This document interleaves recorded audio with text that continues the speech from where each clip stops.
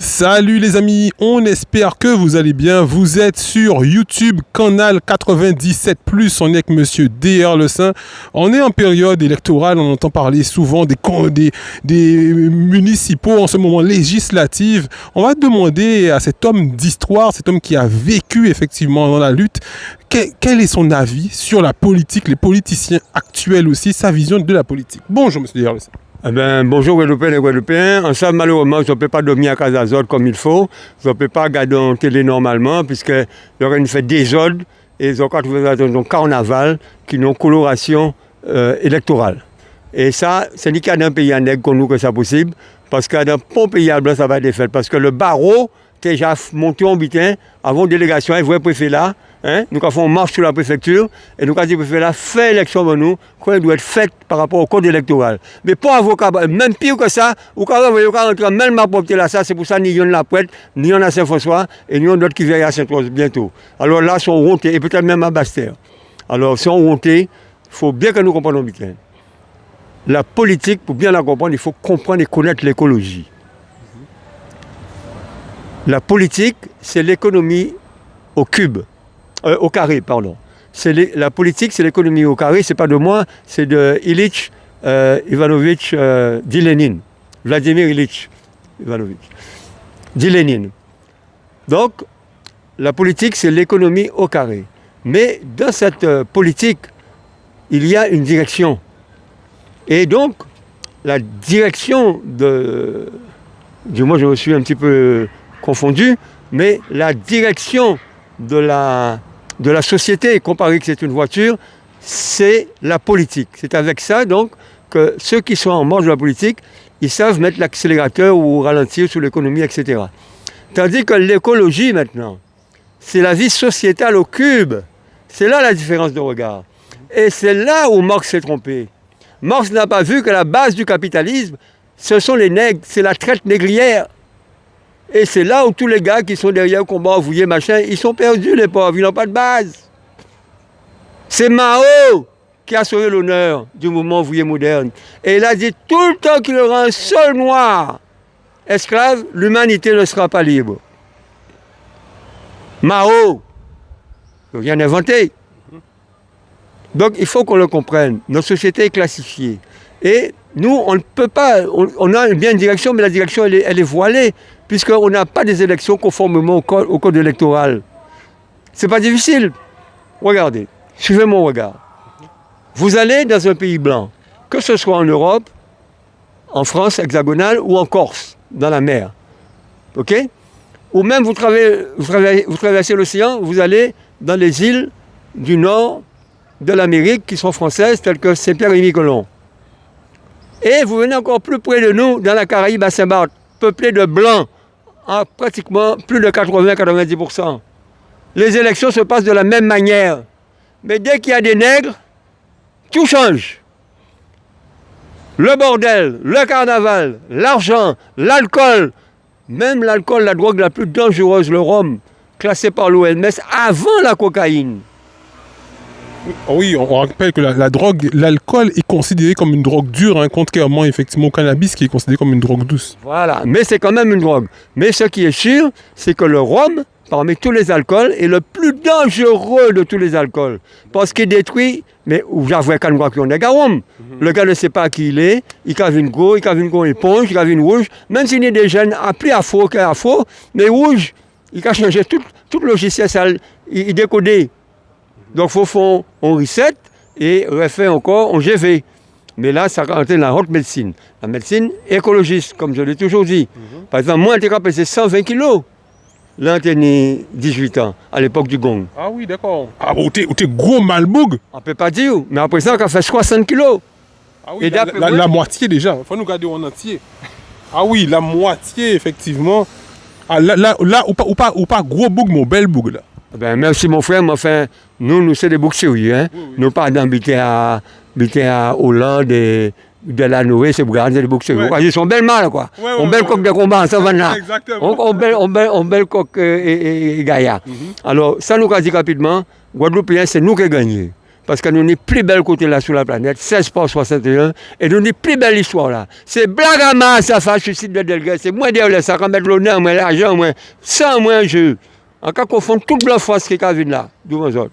Et nous avons repris le combat, et nous avons repris une société écologiste, souverainiste et patriotique avec des élections propres, et nous ne prenons pas un clown qui est élu. Mais justement, depuis qu'on a dit que c'est en sorte de carnaval les élections maintenant, donc est-ce que c'est parce qu'il y a mettre musique, est-ce que c'est parce qu'il y a fait musique, il y a fait c'est des chars et tout, pour qu'on crier effectivement le côté carnaval? Est-ce que c'est peut-être depuis une conférence qu'il y a critiqué l'autre, il y a envoyé si l'autre, il y a parlé des madame un tel, maîtresse un tel? Est-ce que c'est ça le carnaval?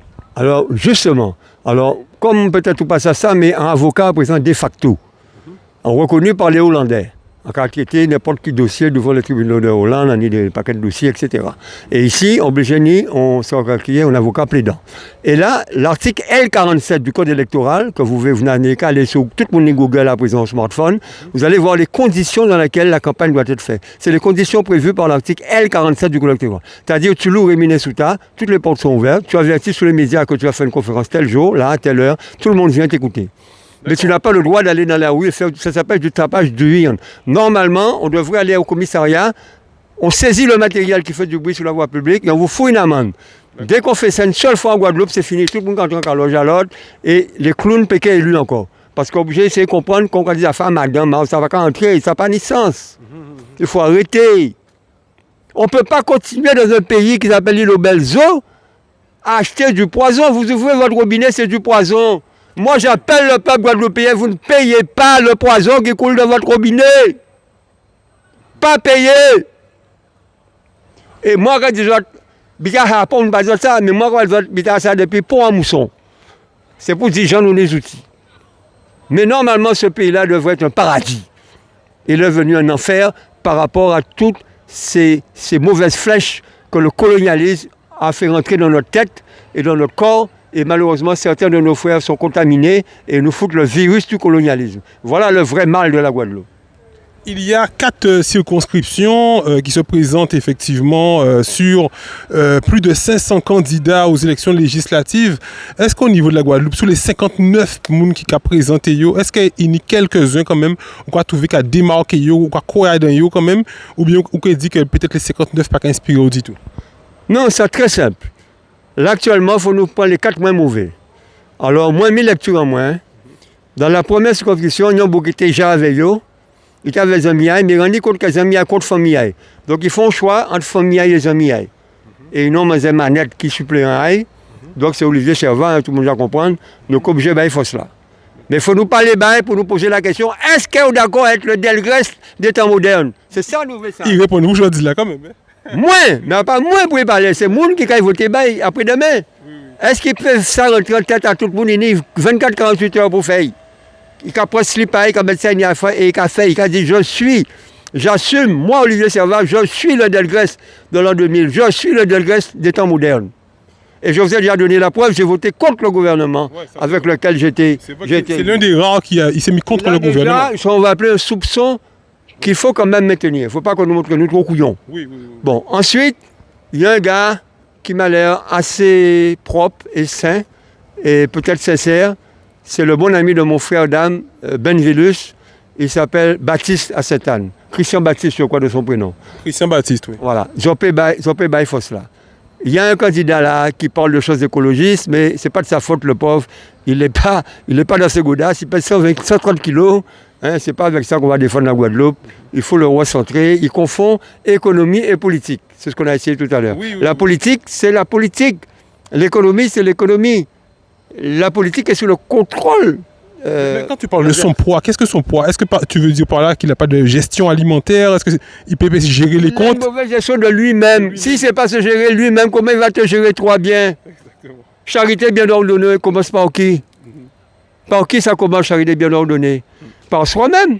Moi, je suis passé de 120 kilos à 60 kilos.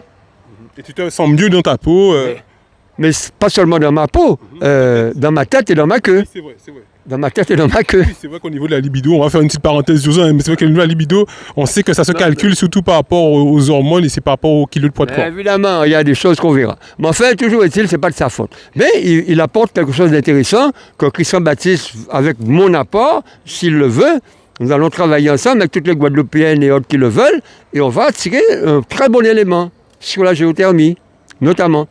À part donc ces deux-là, donc j'ai dit sur la 1, Olivier Servat, sur la 2, Christian Baptiste, sur la 4, vers Basse-Terre, Oui. bon, le moins mauvais semble être encore Califère, qui malheureusement n'a pas encore compris que, bien qu'il est le maire de la commune de Saint-Claude, mais n'a pas encore compris l'histoire de Saint-Claude. Alors, il est à disposition, ou ni téléphone à moi, écrivez-moi, en cas de prendre l'histoire communale, et au cas de travailler avec ce petit bouc-là, et au cas de faire un butin.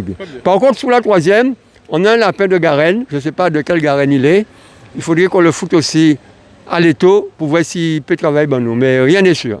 Alors, est-ce que c'est Kiaba?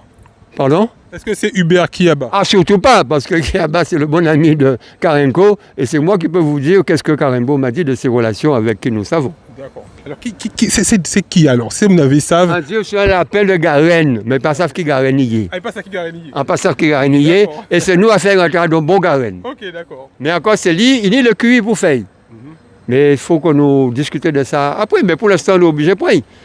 Pour l'objet, prendre la paix pour la 3e. C'est le moins mauvais. Ah oui, d'accord. Très bien. Oui, c'est le moins mauvais. C'est le moins mauvais. C'est-à-dire, un peu de mots, je vois Servat, je vois Baptiste, je vois Califère et je vois la paix.